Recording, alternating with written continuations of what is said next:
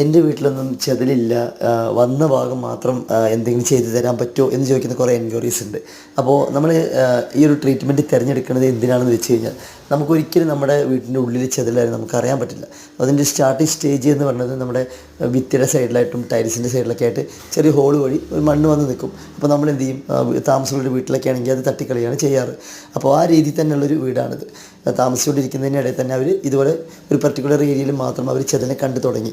ഇപ്പോൾ നമ്മൾ ഒരു കൺസ്ട്രക്ഷൻ വീടും അതുപോലെ തന്നെ ഒരു താമസമുള്ള വീടും ട്രീറ്റ് ചെയ്യുന്നതിൻ്റെ ഒരു വ്യത്യാസം, എല്ലാ വുഡൻ ഏരിയയും നമ്മൾ ചെക്ക് ചെയ്തതിന് ശേഷമാണ് വാറൻറ്റി പ്രൊവൈഡ് ചെയ്യുന്നത്.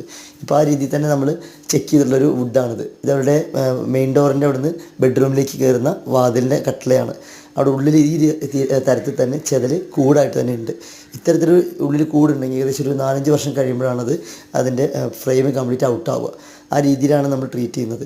നമ്മൾ കെമിക്കൽ ഉള്ളിലേക്ക് ഇഞ്ചെക്റ്റ് ചെയ്ത് കഴിഞ്ഞാൽ ഈ രീതിയിൽ അത് ഔട്ട് ചെയ്യും.